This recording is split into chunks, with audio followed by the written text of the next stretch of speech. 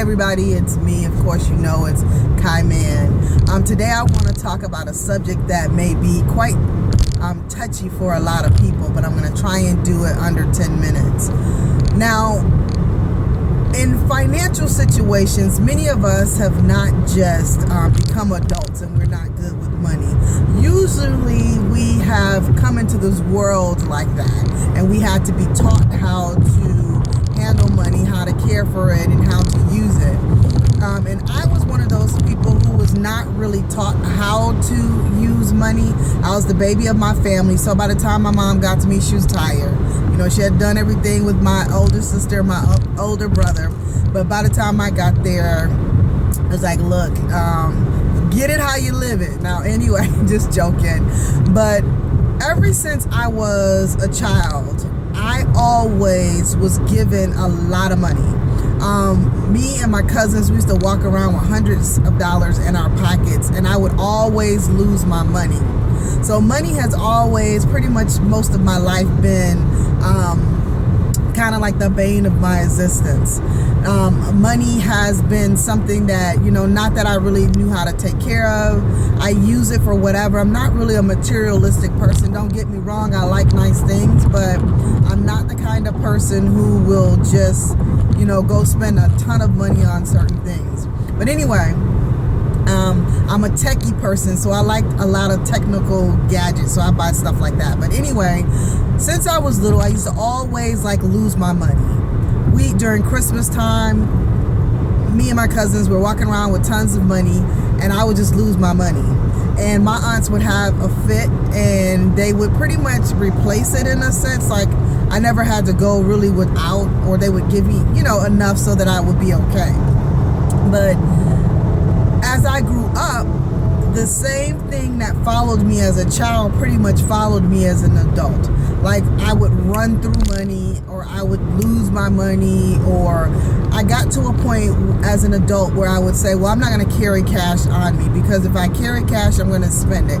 Wrong. That's not the way to really think about money.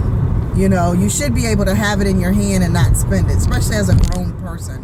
But anyway, the reason why I wanted to talk about finances, because that was one of the things that I had to really, really work on these past 3.5 years. I spent a lot of money on other people, spent money on websites for other people, spent money on getting whatever for other people, feeding people, whatever I did.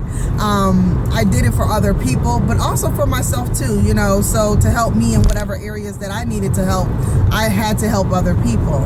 Now, I've been like that pretty much, again, all my life. I would take whatever money I had, it could be my last bit of money, and I would spend it on other people. And I know that a lot of people will say that you take care of everybody else and like God will take care of you. That only works for so far.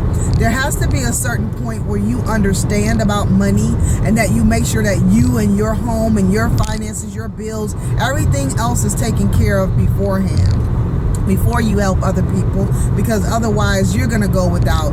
Your light bill is not going to be paid. Your rent is not going to be paid. Your car note, whatever the case may be, you have to take care of you first, and then you can take care of other people. That's like the cup being filled, and then what's flowing over the cup is for everybody else. So anyway, I didn't know that.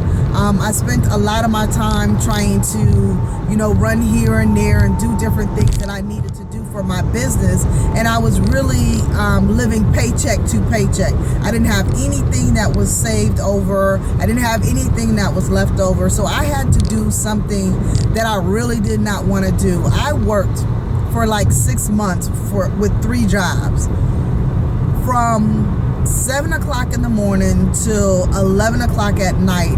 I was gone for like 6 months. I had to work on my credit score. I had to work to save, put money to the side.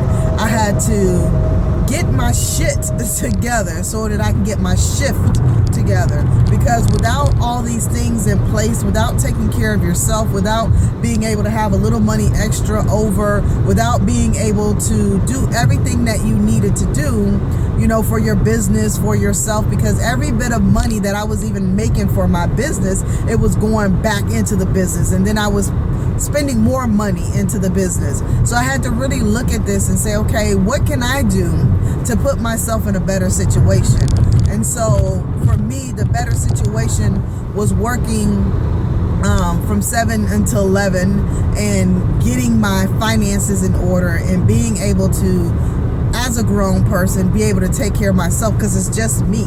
And so I did that. It was a struggle. When I went into my third job, by the time I got to the third job, I was so tired, but they couldn't tell it. I'd come in there with an amazing attitude. They were like, I'm almost 50 years old. There are like 20-year-olds that are around me.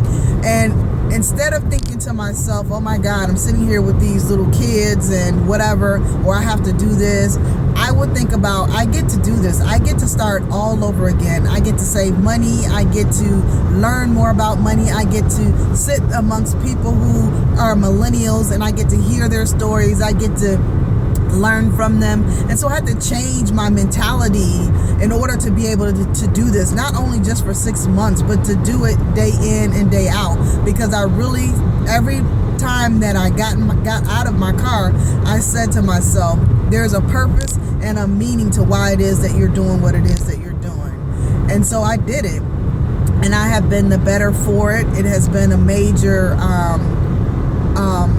experience in my life. I've gained so much from it, and I'm so glad that I did it, or that I didn't sit and stew in the mess that I had created for myself financially, and kept saying, well, I don't know how to do, I'm just going to keep doing this, or it's crazy. We always do that, where we keep doing the same things over and over and over and expect different results. So I had to change up. I had to do something different, because I got tired of living paycheck to paycheck. I got tired of taking pictures with people and being all over the place and not having 2 cents in my pocket to rub together. That was crazy. Many of us people who are artists and things of that nature, we do services for people for next to nothing and still don't really have anything to show for it. We think that if we do that, if we do something for free or we do it at a discount, that it will get us to a higher place, and it doesn't always work. A lot of artists I know that are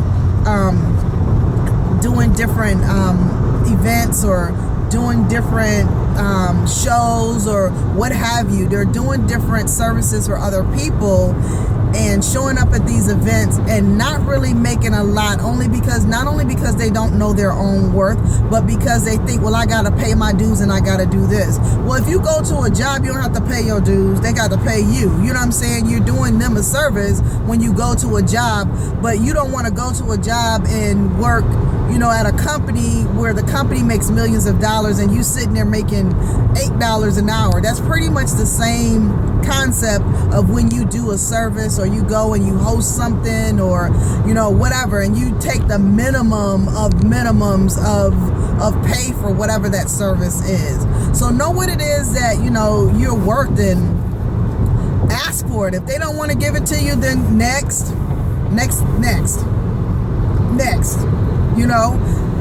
Just trust yourself and trust in the abilities that you have, and work hard and move forward. Anyway, that's my spiel, that's my story, and I'm sticking to it. Again, we always don't want to tell the bad stuff because we don't want people to know our business, but I'm gonna tell you mine, just so I can help you do whatever it is that you need to do, and that you don't have to keep doing the same dumb stuff that I did over and over and over again. Do something different. Peace out, people.